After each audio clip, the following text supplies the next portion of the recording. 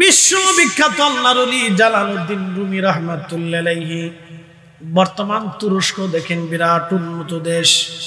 Europe মহাদেশের একটা দেশের নাম তুর্কি।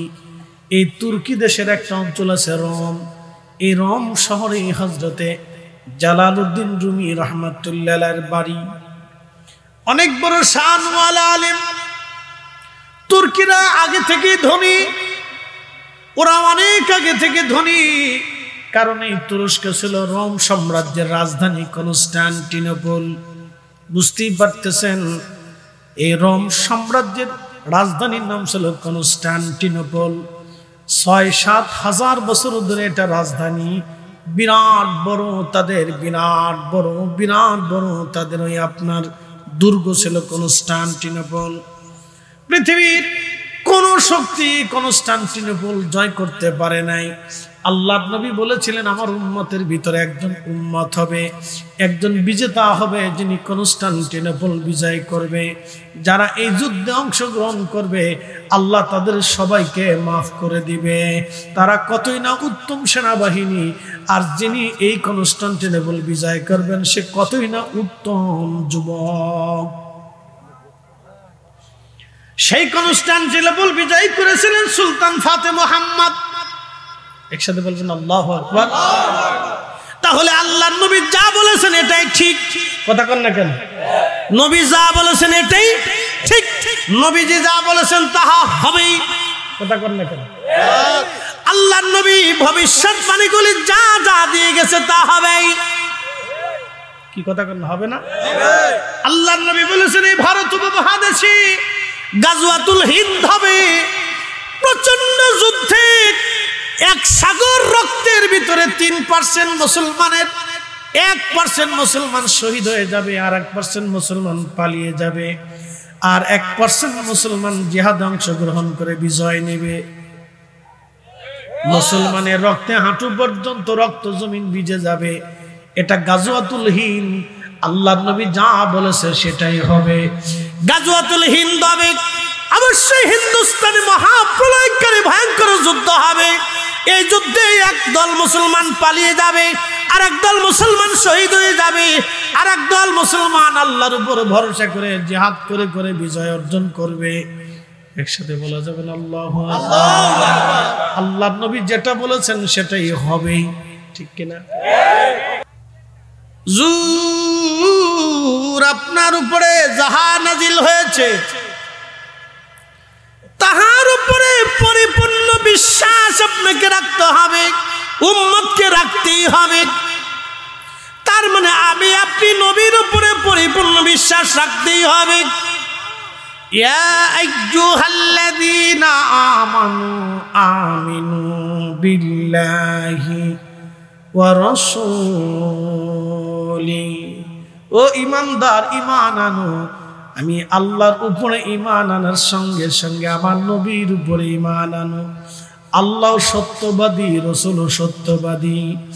সাদাকাল্লাহুল মাওলানাল আযীম, আল্লাহ সত্য কথা বলেছেন। ওয়া সাদাকা রাসূলুহুন নাবিয়্যুল হাবিবুল কারীম, আমার নবীও সত্য কথা বলেছে। আমরা সুন্নিরা দেখবেন কোরআন তেলাওয়াতের পরে আমরা বলি ওয়া সাদাকা রাসূলুহুন নাবিয়্যুল হাবিবুল কারীম, কিন্তু গায়রে সুন্নিরা সাদাকাল্লাহুল মাওলানাল আযীম বলার পরে ওয়া সাদাকা রাসূলুহুন নাবিয়্যুল কারীম তারা পড়ে না। এই কথা কন না কেন? জোরে বলেন। একজন আল্লাহর ওলির জীবন থেকে আপনাদেরকে শোনাই, খুব মনোযোগ দিবেন। পূর্ব জামানার একজন আল্লাহর ওলি প্রত্যেক দিন 24 ঘন্টা খানকার ভিতরে আল্লাহর ইবাদতে কাটাইতো।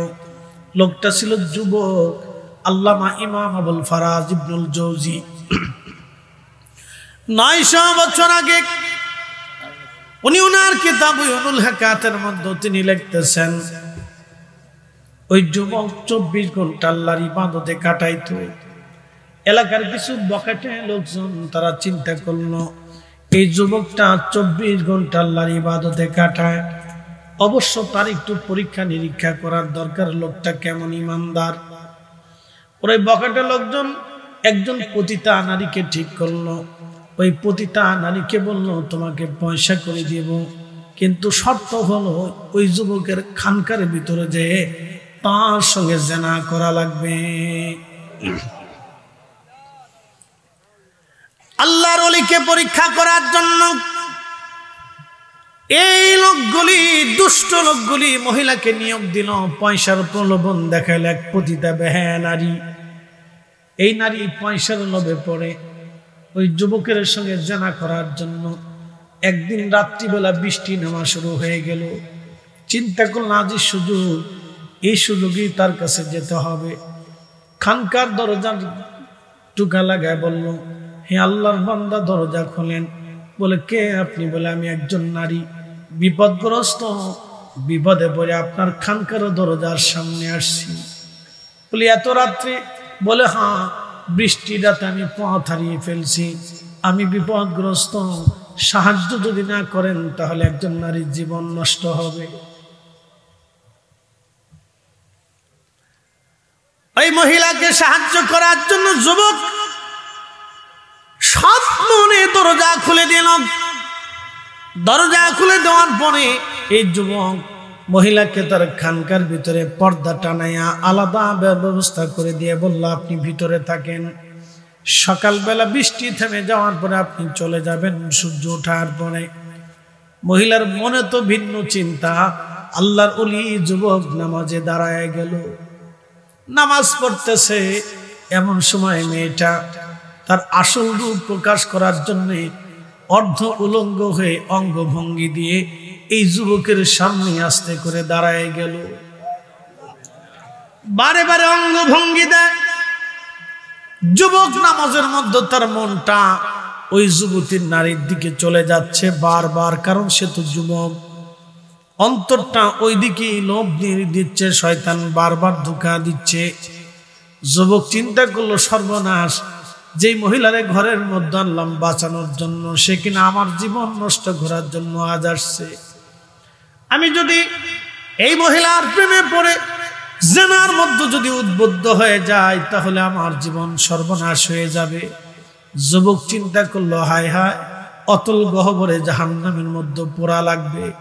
চিন্তা করিয়া যুবক তার মনকে, নফসকে ডাক দে, বলে, নফস রে, তুই তো বারবার আমাকে ঘুরিয়ে দিচ্ছিস জেনা করার জন্য।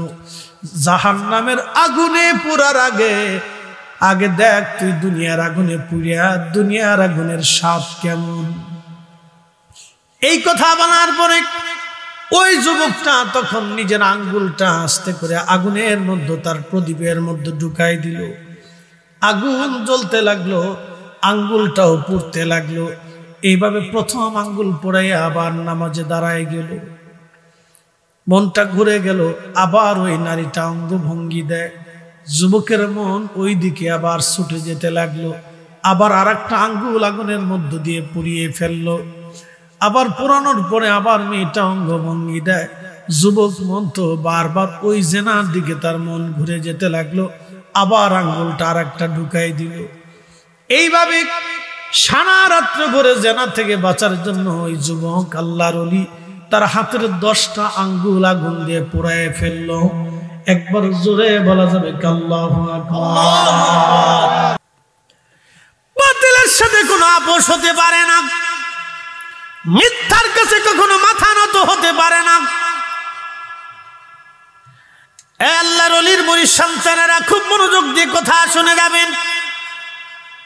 হাজিরিন, এই যুবক 10টা আঙ্গুল পুড়িয়ে ফেললো। আল্লাহ তাকে মহিলা থেকে বাঁচানোর জন্য মেয়েটা স্টক করে আল্লাহ তার জান কবজ করাইলো।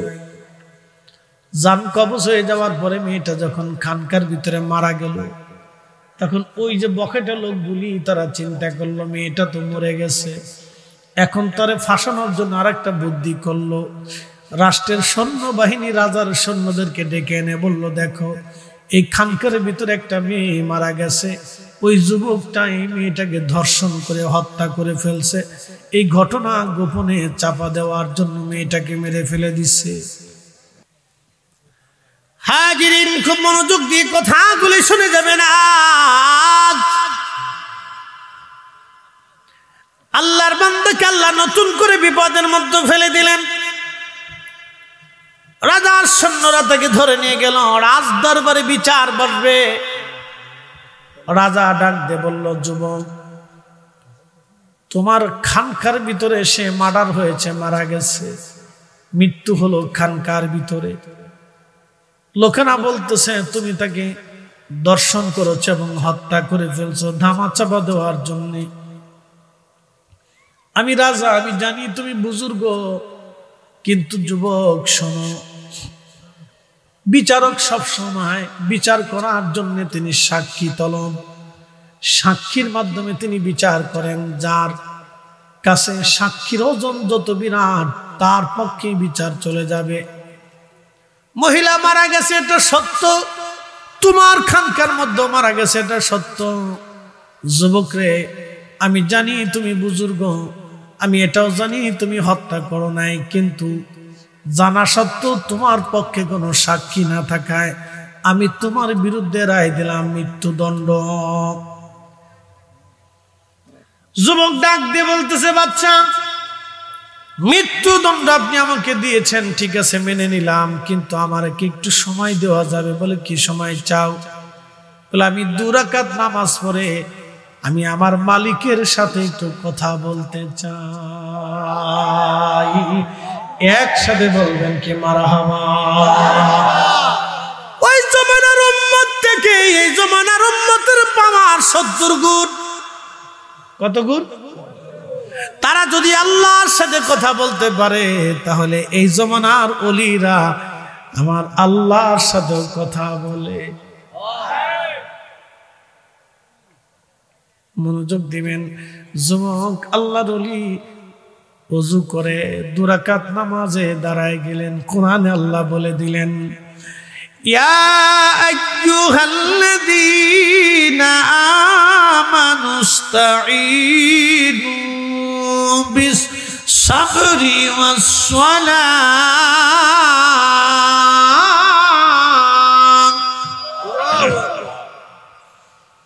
হে ইমানদার,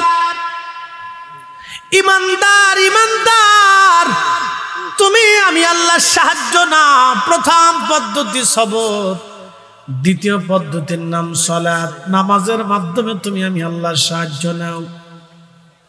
এবার আজকে ওরা কারা যারা নামাজের পরে দোয়া মানে না? যারা নামাজের পরে দোয়া মানে না, মূলত তারা আল্লাহর কোরআন মানে না। যারা কোরআন মানে না, আমরা তাদের সাথে দুষ্ট করতে পারি না।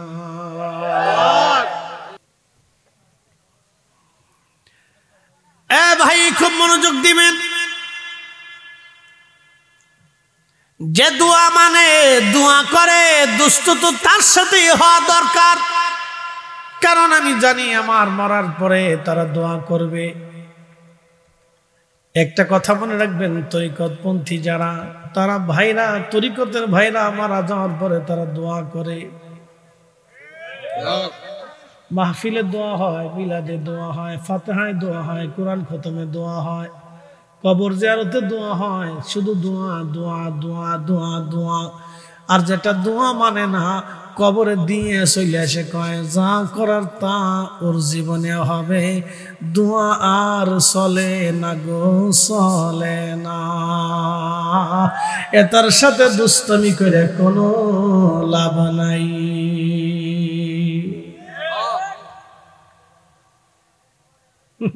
খাও দুষ্টমি, বেহুদে খাওয়াবে। কুমিল্লার মুসলমান মনোযোগ দিবেন। আল্লাহর বান্দা 2 রাকাত নফল নামাজ পড়ার পরে খোদার দরবারে হাত বাড়ায় দিয়ে বলেন, হে রব, আমি জানি আমি তো জেনাও করি নাই, ওই মেয়েটাকে মারিও নাই। আল্লাহ, আমার তো বিশ্বাস আমি যেটা অপরাধ করি নাই, অবশ্যই তুমি আমাকে সেই অপরাধের শাস্তিও তুমি আমাকে দিবা না। আল্লাহ, মৃত্যুকে ভয় পাচ্ছি না, আমি মারা যাব, তাতে আমার কোনো চিন্তা নাই। কারণ আজ হলেও মরবো, কাল হলেও মরবো, ফাঁসির কাশিতে ঝুলেও মরবো, সাপের কামড়েও মরবো, রোগেও মরবো, শোকেও মরবো, আজও তো কাল মরবই।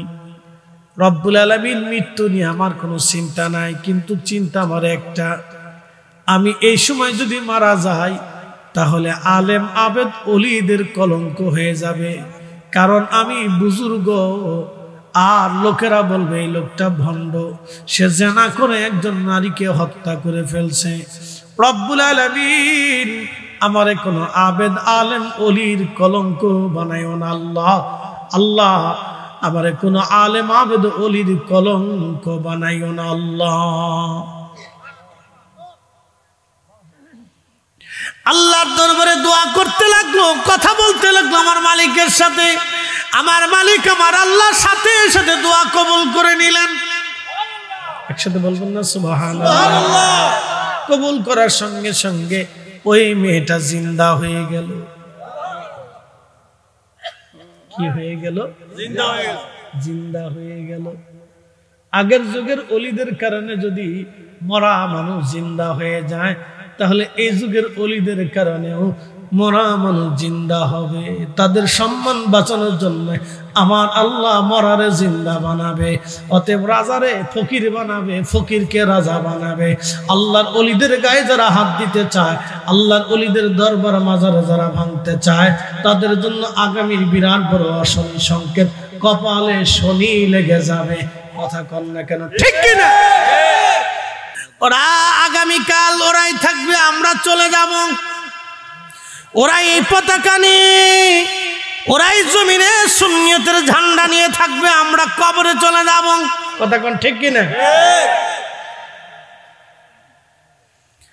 আগের যুগের ওলির ইজ্জত বাঁচানোর জন্য যদি আল্লাহ মরা জিন্দা বানায়, একসাথে বলুন আল্লাহু আকবার। আল্লাহু আকবার। قل اللهم مالك الملك تؤتي الملك من تشاء।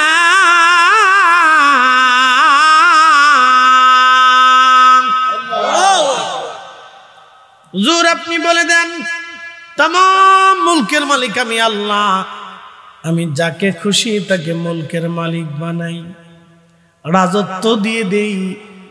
যার কাছ থেকে খুশি আমি আল্লাহ রাজত্ব ছিনাইয়া নেই। এই জন্য খাজা বাবা আজমিরি দিল্লির মসনদে বসেন নাই, কারণ জানে এই মসনদ তো চিরদিনের জন্য না। তিনি আল্লাহ এবং তার রাসূলের প্রেমের মসনদে বসলেন, যার কারণে আজকে কোটি কোটি কোটি কোটি মানুষ 800-900 বছর ধরে ওনার মাজারে এখনো জিয়ারত চলে। কি কথা কন না কেন? ভারতের উগ্রবাদী সন্ত্রাসী হিন্দু গোষ্ঠী তারা বলল খাজা বাবার মাজারে আগে মন্দির ছিল, আমরা মাজার ভাঙ্গা মন্দির বানাবো। ওরা হাজার চেষ্টা, ওরা জানে না ওদের 14 গোষ্ঠী খাজা বাবার সাথে যুদ্ধ করে পারে নাই। কথা কন না কেন? যারা বলে ওরা জানে না খাজা বাবার দরগাহে হাত দিলে ভারত টুকরা টুকরা হয়ে যাবে। কথা কন না কেন? বিশ্বাস আসেনি? ভারত টুকরা টুকরা হয়ে যাবে, ভারত টুকরা টুকরা হবে। ওরা জানে না ওরা কোথায় হাত দিতে চায়। এরা নতুন নতুন ফেসবুকের হিন্দু, নতুন নতুন ফেসবুকের হিন্দু আর কি, ফেসবুক থেকে হিন্দু হয়েছে আর কি, বুঝে নাই, বুঝবেন একটু রক্ত মনে হয় গরম হয়েছে আর কি, বেশি বুঝতেছে না কোথায় হাত দিবার চায়। 850 বছরে কেউ সাহস করে নাই যা কোনোদিন। কি কথা কন না কেন? 850 বছর কেউ কোনোদিন সাহসই করে, ওরা সাহস করে না, ল্যাংটা ফ্যাংটা আজেরে বাজিরে কিছু। শুনিয়া যান সুন্নি মুসলমান, সেই জমানার ওলির ইজ্জত বাঁচানোর জন্য আল্লাহ মরাকে জিন্দা বানাই দিলেন। একসাথে বলবেন আল্লাহু আকবার। এই জমানার ওলির ইজ্জত বাঁচানোর জন্য আল্লাহ রাজত্ব ধ্বংস করে দেবেন। কথা বলেন, কথা বলেন। রাজত্ব ছিনাই নিবেন। কথা কন না কেন? অপমান অপদস্থ আল্লাহ করাবেন, কোন চিন্তার কারণ। জিন্দা হয়ে গেল মহিলা। জিন্দা হয়ে মহিলা কথা বলা শুরু করলো, শোনো, তোমরা যাকে আজকে অপরাধী ভাবতেছ, এই যুবক আল্লাহর ওলি আমাকে হত্যা করেই নাই, আমার সাথে জেনাও করে নাই, বরং আমার বাহানা থেকে বাঁচার জন্য তার 10টা আঙ্গুল সে আগুন দিয়ে পুড়িয়ে ফেলে দিয়েছে। তার আঙ্গুলের দিকে তাকাও, সে 10টা আঙ্গুল পুড়াইয়া আমার খপ্পর থেকে, জেনা থেকে নিজেকে হেফাজত করেছে। এই কথা বলে মহিলা আবার মৃত্যু কোলে ঢলে পড়ল।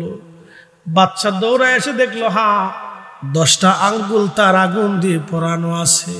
বাচ্চা বলল, হুজুর ক্ষমা করে দেন, ভুল হয়ে গেছে আমাদের, ক্ষমা করে দেন, আপনি নির্দোষ।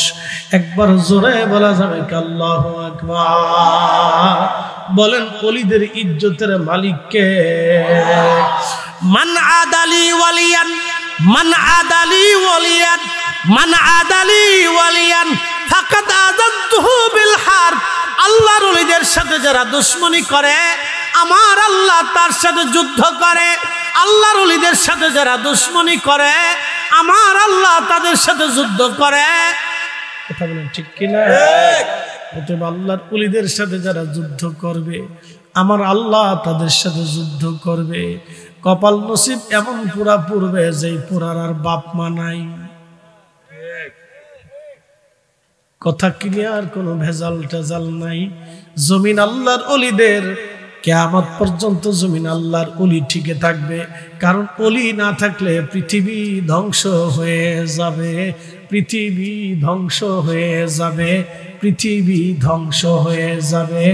ওলি না থাকলে পৃথিবী ধ্বংস হবে। কিয়ামত পর্যন্ত জমিনে ওলি থাকবে, ওলি শূন্য হবে না। আল্লাহ ডাক দিয়ে বলে, হাবিব আপনাকে দুনিয়াতে পাঠিয়েছি, আমার আয়াত সমূহ আপনি তেলাওয়াত করে শোনাবেন, বিধানাবলী জানাবেন। এই আয়াতের 2টা রূপ, একটা রূপের নাম জাহের আর একটা রূপের নাম বাতেন। এই কোরআনের 2টা দিক, একটা দিকের নাম জাহের আর একটা দিকের নাম বাতেন। খুব মনোযোগ দিবেন। আলিফ লাম মিম, আলিফ লাম রা, ইয়াসিন তাহা নুন কাফ হা ইয়া আইন সাদ। এই যে হরফে মুকাত্তাগুলি কোরআনের ভিতরে, এর অর্থ আজ পর্যন্ত কেউ জানে না। আল্লাহু ওয়া রাসূলুহু আলাম, আল্লাহ জানে, নবী জানে, আল্লাহ জানে, নবী জানে। একসাথে বলা যাবে না? মারহাবা, মারহাবা। আল্লাহ জানে, নবী জানে। জোরে বলেন, আল্লাহ জানে, নবী জানে। আল্লাহ জানে, নবী জানে। আল্লাহ রসুলের মাঝখানে যিনি জিব্রাইল আসছিলেন, তিনিও জানতেন না। জিব্রাইল ওহী নিয়ে এসে বললেন, হুজুর আপনি পড়েন কাফ। নবী বললেন, আলিম তু, হা আলিম তু, ইয়া আলিম তু, আইন আলিম তু, সাদ আলিম তু। জিব্রাইল বললেন, কাইফা আলিম তু ইয়া রাসূলুল্লাহ ওয়ালা আলাম। হুজুর আপনি কি করে জানেন? অথচ আমি জিব্রাইল জানি না। নবী বললেন, জিব্রাইল আমি নবী, আল্লাহ আমাকে জানান। একবার জোরে বলা যাবে কি ইয়া রাসূলুল্লাহ? হাজিরিন কথাগুলি ভালো করে শুনে যাবেন। আল্লাহ বললেন, হাবিব উম্মতকে আয়াত শিখাবেন। এই যে হরফে মুকাত্তাব, তার পাসওয়ার্ড আল্লাহ এবং তার রাসূল ছাড়া আর কেউ জানে না। তবে আল্লামা কাজী সানাউল্লাহ পানিপতি রাহমাতুল্লাহ আলাইহি তাফসীরে মাজহারিতে আলিফ লাম মিম তাফসীর করতে যায় তিনি লেখেন, এই আয়াতের তাফসীর আল্লাহ জানতেন, আল্লাহর পরেই রাসূল জানতেন। এটা আল্লাহর এক ধরনের পাসওয়ার্ড, গোপন সাংকেতিক শব্দ। আল্লাহ এবং তার নবী ছাড়া কেউ জানতো না। আল্লাহর রাসূল জানতেন, আল্লাহর নবী তার বিশেষ বিশেষ উম্মতদেরকে জানিয়ে দিলেন। এই বিদ্যাটা কালব হয়ে কালব, সিনা হয়ে সিনা হয়ে আসে। আল্লাহর ওলিদের ছাড়া এই বিদ্যা পাওয়া যায় না। এই হরফগুলির পাসওয়ার্ড যার কাছে থাকবে তিনি আনা সাগরের পানি একটা লুটার ভিতরে নিয়ে আসতে পারবে। তিনার আঙ্গুলের ইশারা দিলে নদীর পানি উজানে রওনা হয়ে যাবে। আসতে হয়ে গেল না? সুবহানাল্লাহ। এই পাসওয়ার্ড যার কাছে আছে জায়নামাজ বিছায় দিলে নদীর উপর দিয়ে জায়নামাজ চলবে।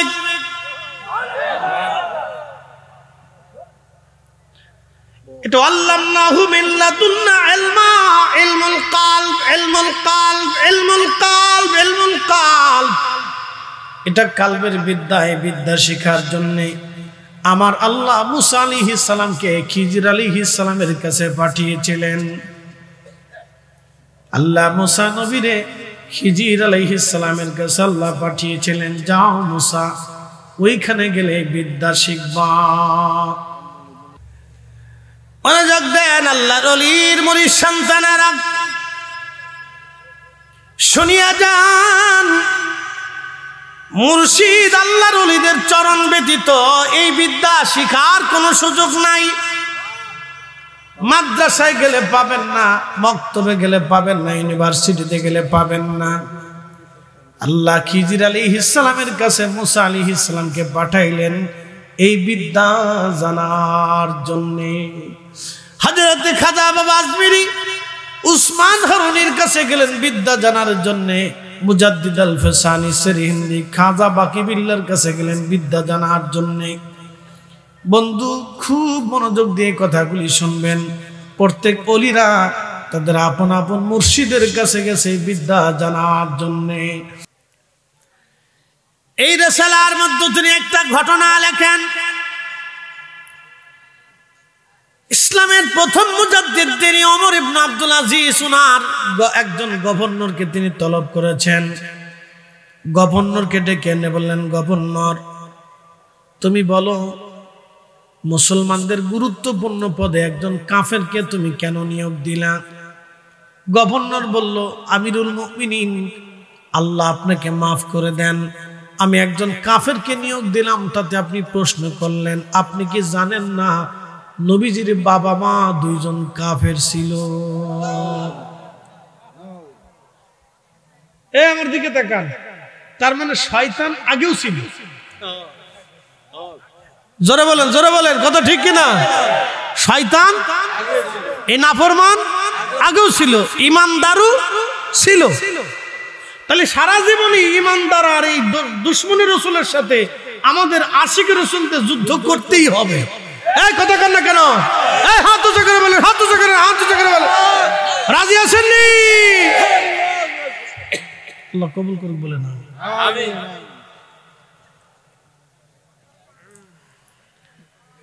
ঠিক ওমর ইবনে আব্দুল আজিজ ইসলামের প্রথম মুজাদ্দিদ, তখন শুধু একটা শব্দ করলেন, আহ লিসানাক, তো জিভ কেটে ফেলতাম। ইয়াদাক, তোর হাত কেটে ফেলতাম। একসাথে বলবেন আল্লাহু আকবার। একসাথে জোরে বলবেন, জোরে জোরে জোরে। হ্যাঁ, জবান যে না বলবেন বুঝবো কিপটে। একসাথে বলেন আল্লাহু আকবার। বলেন ইয়া রাসূলুল্লাহ, বলেন ইয়া রাসূলুল্লাহ। কষ্ট হচ্ছে আপনার? খুব মনোযোগ দিবেন হাজিরিন, ভালো করে কথাগুলি শুনবেন। শুনিয়া যান বাবা মুসলমান, আক্তালিসানাক, আমি তোর জিভ কেটে ফেলতাম। একসাথে বলেন না মারহাবা, মারহাবা। আমি তোর কি কেটে ফেলতাম? জিভ কেটে ফেলতাম। ইয়াদাক, আমি তোর হাত কেটে ফেলতাম। আচ্ছা আপনারা এখন বলেন, ইসলামের প্রথম মুজাদ্দিদের ঈমান কত মজবুত। আজকে যদি উনি বেঁচে থাকতেন তাহলে কি হইতো? যেই মৌলবীরা বলে রসুলের আব্বা আম্মা কাফের, ওদেরকে ধরে ধরে এনে জিভ কেটে ফেলতেন। কথা কান না কেন, জোরে বলেন। তাহলে হক আর বাতিল আগেও ছিল, এখনো কিয়ামত পর্যন্ত থাকবে।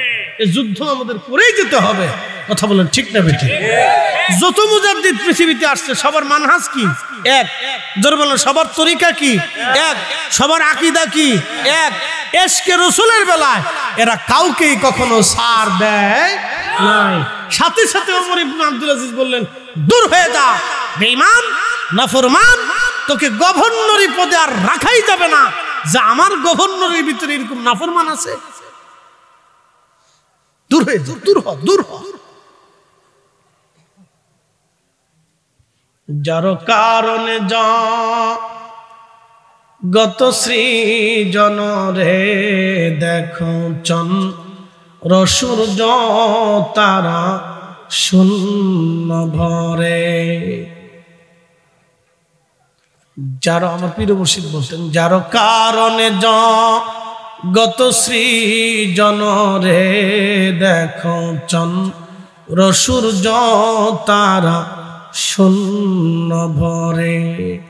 আসে অচল নিশ চলে ধরা ধরে, নবী পদবিনে ভাব সবই মিশে। আমার নবীর কদম ছাড়া সব মিথ্যা। কি কথা কন না কেন? আমরা আমার নবীর সাহাবীরা রসুল দেখে ঈমান আনছে। হযরত আবু বকর আল্লাহকে দেখে নাই, আবু বকর আগে নবী দেখেছেন, নবী চিনেছেন। আম্মাজান খাদিজা আল্লাহ আগে দেখে নাই, আগে নবী দেখেছেন, নবী চিনেছেন। নবী দেখে দেখে সাহাবীরা ঈমান আনছে, নবী দেখে দেখে সাহাবীরা ঈমান আনছে। অতএব আমরাও রাসূলের কদম আমরা ছাড়ব না। ওই নবীর শানকে ছোট করে দেখলে আমরা মানব না, মানব না, মানব না। কথা বলেন ঠিক কিনা? লা ইলাহা ইল্লাল্লাহ, জোরে লা ইলাহা ইল্লাল্লাহ, লা ইলাহা ইল্লাল্লাহ, লা ইলাহা ইল্লাল্লাহ। হাসবি রাব্বি জাল্লাল্লাহ, মা ফি কলবি গায়রুল্লাহ। আহা নূর মুহাম্মদ, বলি নূর মুহাম্মদ, পড়ি লা ইলাহা ইল্লাল্লাহ, লা ইলাহা ইল্লাল্লাহ। জবান দিছে কে? আল্লাহ। বোবা আমা আপনাদের এলাকায়, আচ্ছা সবাইরই আল্লাহ জবান দিল, ওরে জবান দিল না কেন? হ্যাঁ, আল্লাহ ভালো জানে, কথা সত্য। কিন্তু আল্লাহ কেন দিল না, তার পিছনে একটা হিকমত হলো, আল্লাহ দেখাইছে, দেখো আমি জবান দিতেও পারি, বোবা বানাইতেও পারি। আল্লাহ সবাইরে চোখ দিল, কিন্তু একজনরে অন্ধ কেন বানাইল?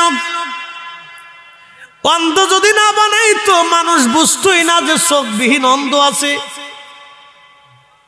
বোবা না বানাইলে মানুষ জানতোই না পৃথিবীতে বোবা আছে। অন্ধ না বানাইলে মানুষ জানতোই না পৃথিবীতে অন্ধ আছে। এই জন্য আমার আল্লাহ অন্ধ বানাইয়া দিয়া জানাই দিল, আমি ইচ্ছা করলে চোখ দিতেও পারি, আবার নিতেও পারি। বোবা বানাইয়া আমার আল্লাহ দেখাইলো, বান্দারে বোবা বানাইতেও পারি, আবার জবান দিতেও পারি। যেই মালিক জবান দিল সেই মালিকের জিকির হবে। কথা কোন ঠিক কিনা? আওয়াজ তুলে দেন একসঙ্গে। জবান আমাদের দেশের ওহাবি যারা আছে তারা বলে কি জানেননি, আল্লাহর জোরে জোরে চিল্লাই চিল্লাই ডাকা লাগবে কে, আল্লাহকে আস্তে আস্তে শোনে না। রসুলের একজন সাহাবী ছিলেন, তার নাম আব্দুল্লাহ জিল বাজাদাইন। মসজিদে নববীতে জোরে জোরে জিকির করতেন, আল্লাহ আল্লাহ আল্লাহ আল্লাহ করে। সাহাবীরা বিচার দিল, ইয়া রাসূলুল্লাহ, আব্দুল্লাহ জুল বাজাদাইনের জিকিরের কারণে আমরা ঘুমাইতে পারি না, কষ্ট হয়, নামাজে ব্যাঘাত হয়।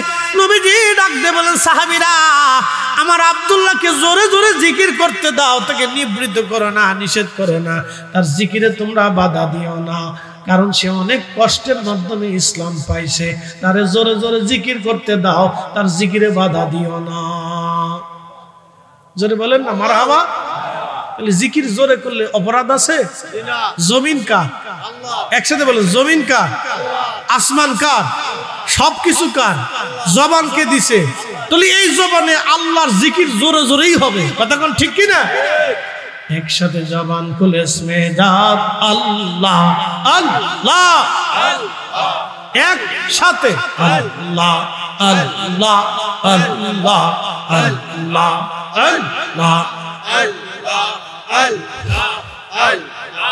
আল্লাহ তোমার লীলা খেলা কেউ কেউ বুঝে না হো আল্লাহ তোমার লীলা খেলা কেউ কেউ বুঝে না কাউকে রাখো গাছ তলাতে কাউকে রাখো বালাখানায় আল্লাহ কাউকে রাখো গাছ তলাতে কাউকে রাখো বালাখানায় আল্লাহ তোমার লীলা খেলা কেউ কেউ বুঝে না আল্লাহ আল্লাহ আল্লাহ আল্লাহ আল্লাহ আল্লাহ আল্লাহ আল্লাহ আল্লাহ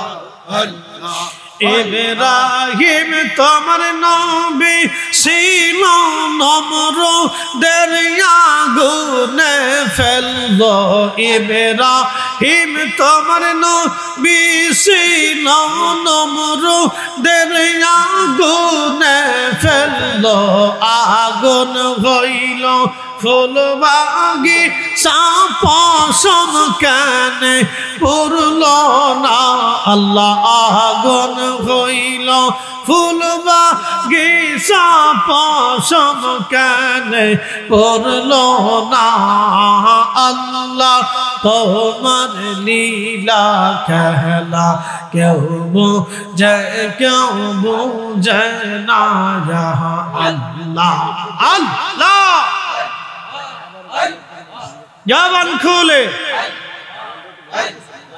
কাউকে রাখো গাছ তলাতে কাউকে রাখো বালাখানায় আল্লাহ কাউকে রাখো গাছ তলাতে কাউকে রাখো বালাখানায় আল্লাহ তোমার লীলা খেলা কেউ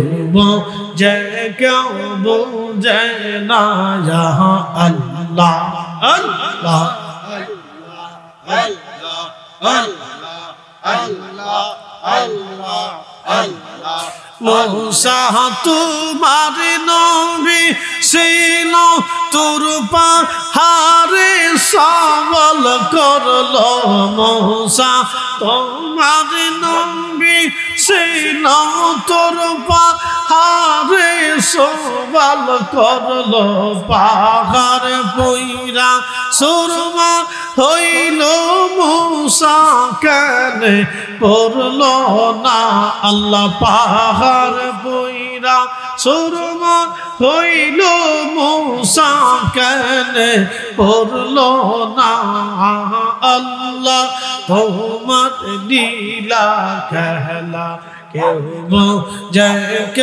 বুঝে না আল্লাহ আল্লাহ আল্লাহ আল্লাহ আল্লাহ কাউকে রাখো গাছ তলাতে কাউকে রাখো বালাখানায় আল্লাহ কাউকে রাখো গাছ তলাতে কাউকে রাখো বালাখানায় আল্লাহ তোমার লীলা খেলা কেউ বুঝে না আল্লাহ আল্লাহ আল্লাহ আল্লাহ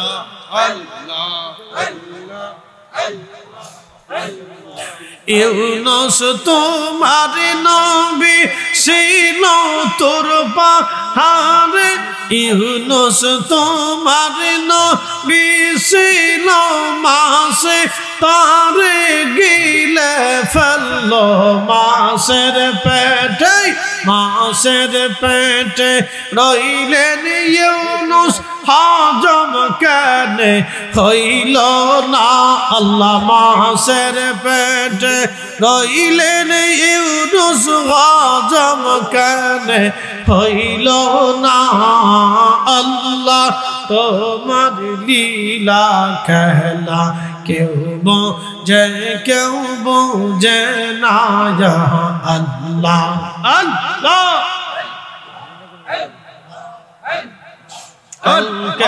রাখো গাছ তলাতে কাউকে রাখো বালাখানায় আল্লাহ কাউকে রাখো গাছ তলাতে কাউকে রাখো বালাখানায় আল্লাহ তোমার লীলা খেলা কেউ বুঝে না আল্লাহ আল্লাহ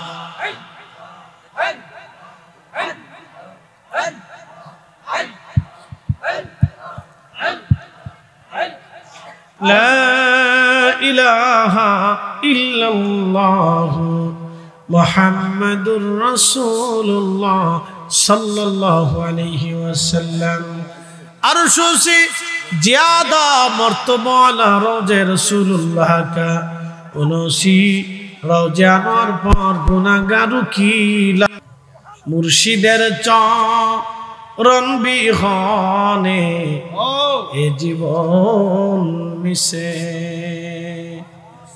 बुझते असुविधा है घुमाइছে আপনাদের ঘুমানোর সুযোগ নেই রাত 1টা বাজে তো আসতে পারে সারা দিন পরিশ্রম করেন দুর্বলতা আসে আর মাহফিল তো এটা রহমতের জায়গা এখানে আল্লাহ কালবে সাকিনা দেয় পৃথিবীর কোথাও ঘুম না আসলে এই জায়গা আসবে বাংলাদেশে যারা দেখবেন মানুষের রক্ত শুষি খায় 2 নম্বরই করে টাকা কামাই করে তারা ঘুমাইতে পারে না তাদের চোখ থেকে আল্লাহ ঘুম কেড়ে নেয় কিন্তু আশিকে রসুল যারা দুরূদ শরীফ পড়তে পড়তে ঘুমায় পড়ে কি যে ঘুম হয় এই ঘুমের ভিতরে দুনিয়া জান্নাত টান্নাত দিয়ে আসমান জমিন দিয়ে ঘুরে ঘিরে চলে আসে কি মজার একটা ঘুম কথা কোন ঠিক কি না হাজার হাজার কোটি টাকা দিলে এই ঘুম কিনতে পাওয়া যায় না এগার ঘুমাইতে পারে না ঘুম আসে না পরে শেষে বোতল খেয়ে ঘুমায় কি খায় ঘুমায় বোতল খেয়ে ঘুমায় বোতল বোতল ঘুম আসে না এখন বুঝি ইশকে রাসূলের বেলায় কাউকে ছাড় দেওয়া যাবে না আমাদের দেশে একদল আছে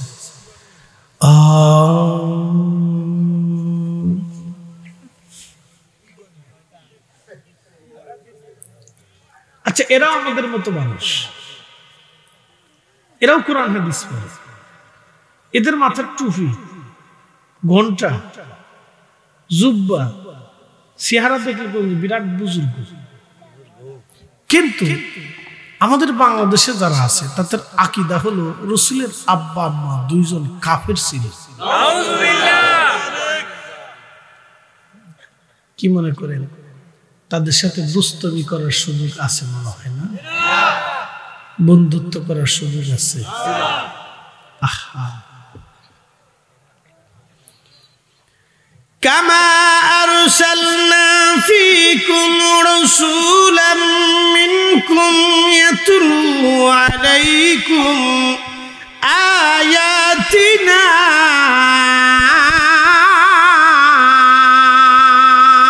الله أكبر মুসল্লি সব বড় বড় সামনে বলছে গোবাসী না আর কয়েকজন দিয়ে একজনের মাথার উপর দিয়ে উঠে পড়ছে এরা দুনিয়াতে নাই এরা সব আরশে মোল্লা নিচে চলে গেছে আস্তে আস্তে আস্তে আস্তে আস্তে আস্তে ওটা থাক থাক থাক থাক থাক শোয় দে এটা আরশে মোল্লা নিচে চলে গেছে দুনিয়াতে নাই আর রুহু যখন মানুষ ঘুমায় তখন রুহু কোথায় যায় জানেন আল্লাহ আরশে মোল্লার নিচে চলে যায় যদি বুজুর্গ হয় একসাথে বলবেন আল্লাহু আকবার শূন্য আল্লাহ নিয়ে চলে যায় ওখান থেকে আল্লাহ রুহু দেহের সাথে কাজ করে ঘুম মৃত্যু তুল্য বলে না যদি আল্লাহ রেখে দেন আর ফিরে আসবে না সে মারা যাবে আল্লাহ ফিরাই দেন আল্লাহর দয়া কি কথা ঠিক কিনা আল্লাহ ফিরাই দিলে কার দয়া আম্মা জানা আয়েশা বলেন, হুজুর আপনি কি ঘুমান? ঘুমিয়ে পড়েন। যদি আপনার তাহাজ্জুদ নামাজ কাজা হয়ে যায় তাহলে বেতের কাজা হয়ে যাবে। নবী বেতের নামাজ না পড়ে ঘুমাইতেন। সহিহ বুখারী কিতাবুস সাওম। আপনি বেতের নামাজ না পড়ে ঘুমান ইয়া রাসূলুল্লাহ, বেতের নামাজ না পড়ে যদি ঘুমান তাহলে ঘুমের মধ্য থেকে যদি বেতের কাজা হয়ে যায়, আল্লাহর নবী ডাক দিলেন, আয়েশা আমি ঘুমাই, লা ইয়ানামু কলবি, আমার কলব ঘুমায় না। একবার জোরে বলবেন কি মারহাবা। সবার রূহ ঘুমের সময় আল্লাহ নিয়ে যেতেন, কিন্তু আমার নবীজি রূহ মুবারক ঘুমের সময় আল্লাহ নিতে এটা জেগে থাকতো। এটা কি থাকতো? আমার চোখ ঘুমায়, লা ইয়ানামু কলবি, আমার কলব ঘুমায় না। তার মানে রাসূল কারীমের কলব আর আমাদের কলব একরকম না। যারা বলেন নবী আমাদের মতো, আমরা রাসূলের মতো, এদের সাথে আমাদের দুস্তানি হবে না, বন্ধুত্ব হবে না।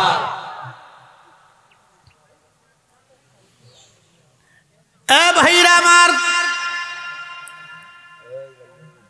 খুবই মনোযোগ দিবেন, হাজিরিন কথা ভালো করে শুনে যাবেন।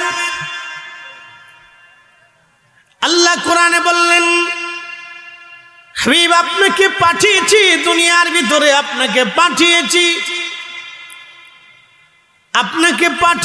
আপনি আমার আয়াত সমূহ, এই কোরআনের আয়াত সমূহ উম্মতকে তেলাওয়াত করে শুধু শোনালেই তো না, এখানে অর্থ হলো আল্লাহ এই আয়াতের বিধানাবলী, আইন কানুনগুলি আল্লাহ কোরআন আমার রাসূল উম্মতকে সুন্দর করে শিখাবেন। এই কোরআনের দুইটা দিক আছে, একটা দিকের নাম জাহের, আর একটা দিকের নাম বাতেন। এই বাতেন শিখানোর জন্য আমার আল্লাহ মুসা আলাইহিস সালামকে আমার আল্লাহ খিজির আলাইহিস সালামের কাছে পাঠিয়েছিলেন। এজন্য ওলি আল্লাহ যারা আছে কিয়ামত পর্যন্ত ওলি আল্লাহ থাকবে। যারা বলে এই জমিনে পীর মাশায়েখ ওলি আল্লাহ রাখবে না, মাজার ভেঙে ফেলে দিয়ে তারা বুঝাইতেছে আমরা মাজার রাখবো না। তোমরা শুনে রাখো, মাজারওয়ালা না থাকলে এদেশে ইসলামও থাকবে না। মাজারওয়ালা এসেছিলেন বিদে ইসলাম এসেছে। শাহজালাল একা আসেন নাই, শুধু তলোয়ারের জোরে দেশে ইসলাম হয় নাই। শাহজালালের আধ্যাত্মিক ক্ষমতার কারণে জমিনে দ্বীনের স্বাদ পেয়েছি, কালেমার স্বাদ পেয়েছি, মসজিদ পেয়েছি, আযান পেয়েছি, মাদ্রাসা পেয়েছি। খাজা বাবা আজমিরির আধ্যাত্মিক বিদ্যা না থাকলে আনা সাগরের পানি লুটার ভিতরে আনতে পারতেন না। খাজা বাবা সেই দিন যদি আনা সাগরের পানি লুটার ভিতরে নামতে পারতেন তাহলে সেই দিন আমরা দ্বীনের স্বাদ পেতাম না। কথা বলেন ঠিক না বেঠে?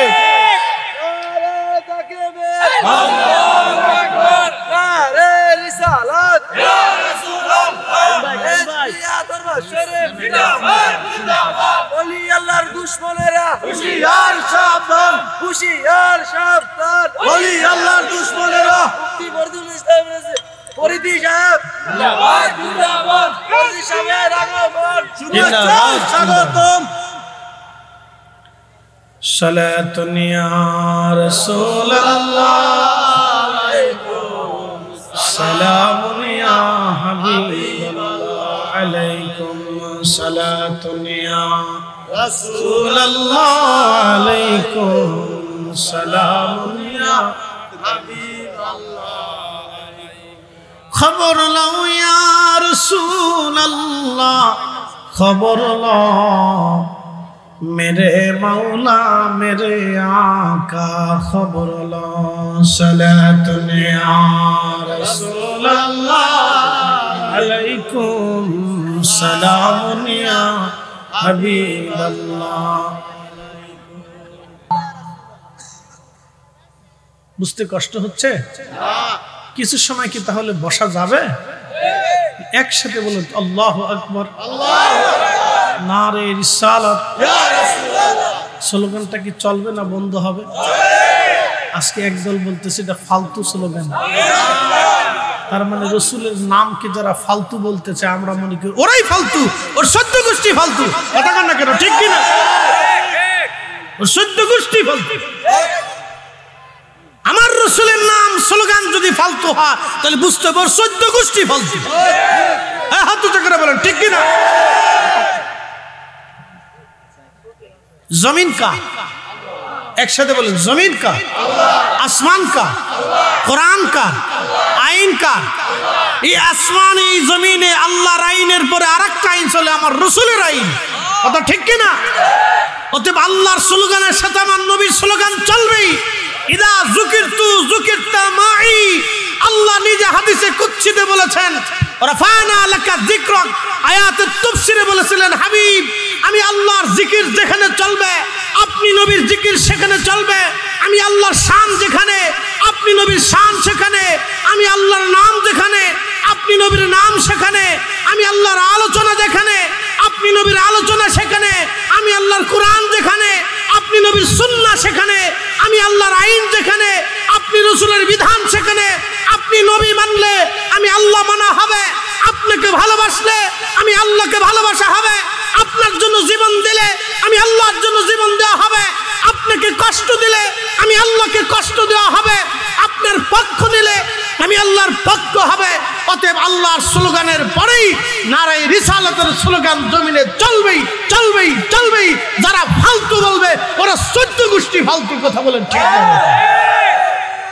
তাকবীর আল্লাহু আকবার ইয়া রাসূলুল্লাহ ইয়া রাসূলুল্লাহ বুঝতে কি আর কোনো অসুবিধা না বুঝতে হবে দুশমনের রাসূলের অভাব বাংলাদেশে নাই রন্দে রন্দে ছড়িয়ে গেছে এইজন্য আমরা আকাবির যে শক্ত ছিলেন কি বোঝা যায় কেন শক্ত ছিলেন ওনরা যদি শক্ত না থাকতেন তাহলে এই সুন্নাত আমরা পাইতাম না জোরে বলেন কথা বলেন ঠিক কি না ওনরা শক্ত থাকার কারণে সুন্নাত পেয়েছি আজকে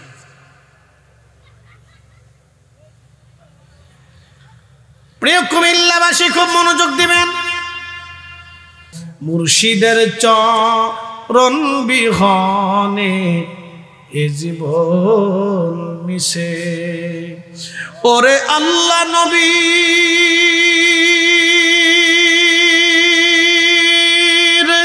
গভীর তত্ত্ব ওরে আল্লাহ নবীর গভীর তত্ত্ব মুর্শিদের কাছে মুর্শিদের চরণ বিহনে এ জীবন মিশে কামেল যারে দয়া করে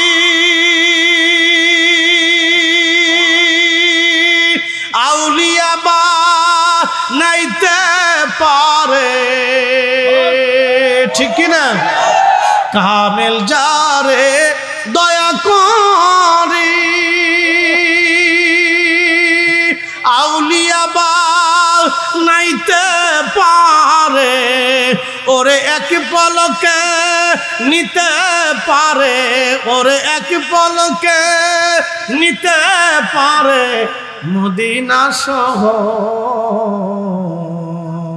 কি কথা কর না মুর্শিদের চরণ বিহনে এ জীবন মিশে মুর্শিদের চরণ বিহনে এ জীবন মিশে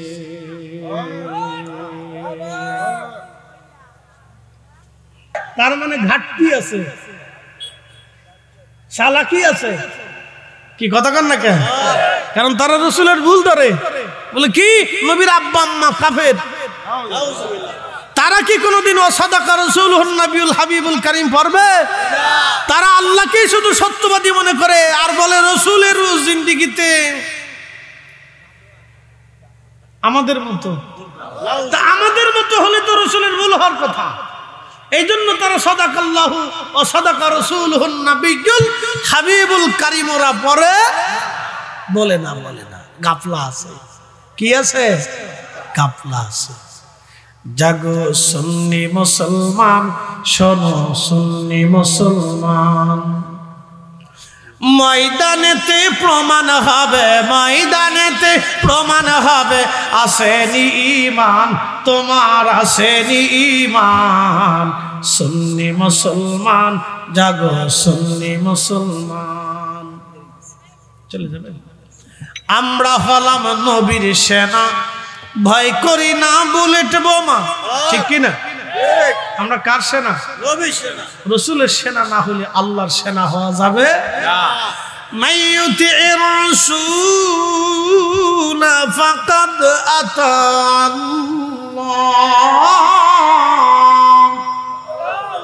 আল্লাহ বলেন, হাবিব আপনাকে মানলে আমি আল্লাহ মানা হয়।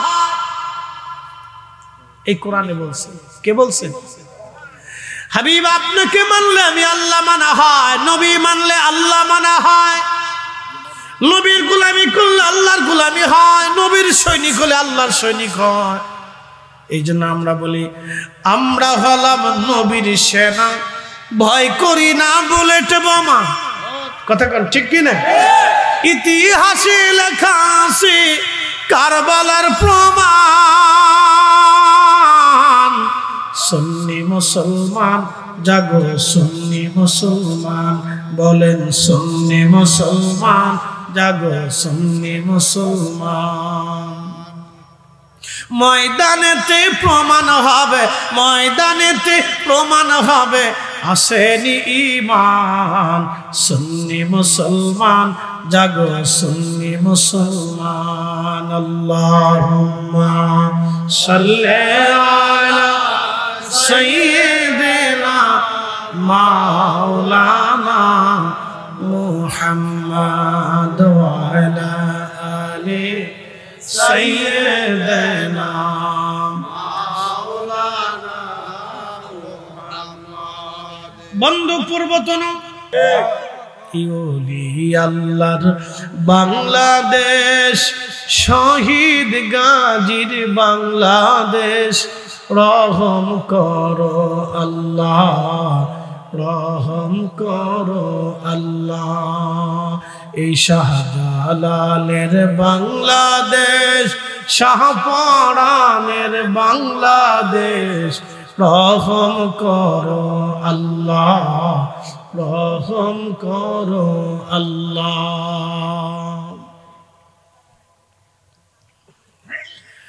কুমিল্লার মুসলমান খুবই মনোযোগ দিয়ে শুনিয়া যাবেন।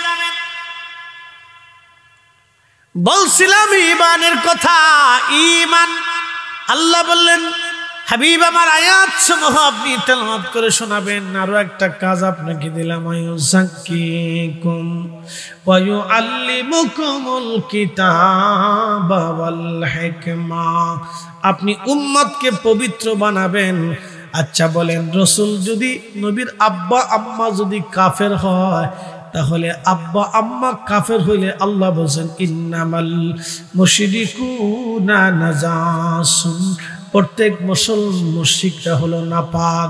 তাহলে আমার নবী হলো পাক, নবীজির আব্বা আম্মা দুজন নাপাক হয়ে যাবে। আর আমার নবীকে কোনোদিন আমার আল্লাহ নাপাকির মাধ্যমে দুনিয়াতে আনে নাই, কারণ নবী নিজে পাক।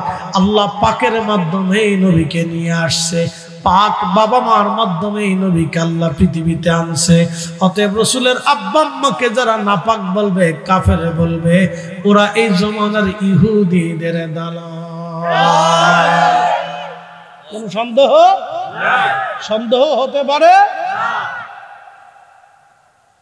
এরকম বহু নাফরমান বাংলাদেশে জন্ম হয়েছে, বহু নাফরমান হয়েছে।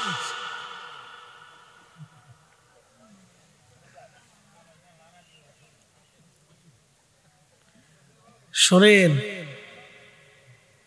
টাকার জোর তো খুব মারাত্মক জোর। কথা ঠিক আছে না? মধ্যপ্রাচ্য থেকে তেল বেচার টাকা আসে তো, কসকসা টাকা। এরকম বহু জনের ঈমান নষ্ট হচ্ছে। আমাদের দেশে কত যুবক বিপদগামী হয়ে যাচ্ছে নিজের অজান্তে।